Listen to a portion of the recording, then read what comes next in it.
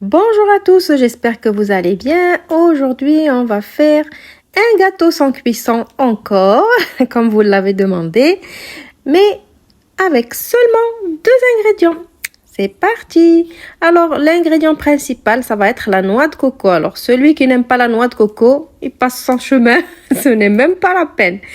Le deuxième ingrédient, c'est le lait concentré sucré.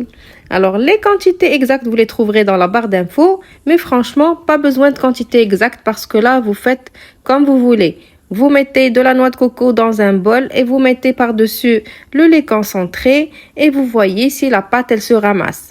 Quand la pâte va bien se ramasser comme je vais vous montrer sur la vidéo, ça y est, plus besoin de rajouter de lait de coco. Non, c'est pas de lait de coco, c'est le lait concentré sucré. Voilà, donc regardez là, ma pâte, elle se ramasse un petit peu. Je continue un petit peu de la bien malaxer à la main pour que ça se ramasse bien comme il faut. Et voilà, moi, je vais la partager en 3 pour vous faire 3 différents goûts. Mais normalement, ce gâteau-là, c'est aussi un gâteau de mon enfance que normalement, on l'aromatisait pas. On le mettait comme ça dans des caissettes et on le décorait avec des petites billes dorées, argentées, là, si vous vous rappelez.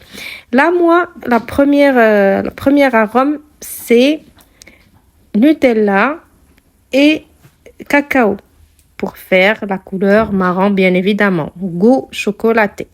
Après, ici, je vous donne juste vraiment des exemples. Vous pouvez vraiment faire plein.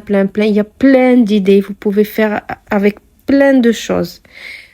Voilà, donc le deuxième goût, ça va être goût fraise avec la confiture de fraise. Vous pouvez faire goût abricot avec la confiture d'abricot. Pour donner de la couleur à notre pâte, on va rajouter quelques petites gouttes de colorant rouge.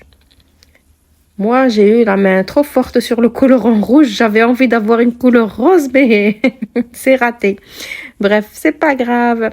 Pour le troisième goût plutôt, je vais zester un citron. Voilà, pour avoir un goût citronné. Vous pouvez zester une orange. Vous pouvez rajouter des fruits secs. Vous pouvez rajouter des arômes vendus comme ça dans les magasins, là, arômes pistache, arômes, je sais pas moi, n'importe quoi. C'est vraiment plein d'idées.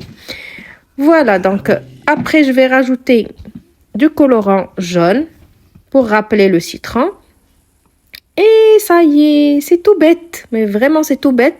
Et franchement, c'est bon. Si vous aimez la noix de coco, bien évidemment, parce que si vous n'aimez pas la noix de coco, c'est même pas la peine.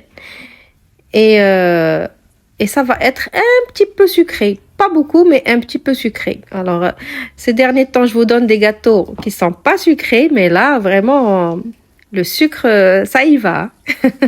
Mais c'est pas grave, il en faut pour tous les goûts. Un peu sucré, un peu pas sucré.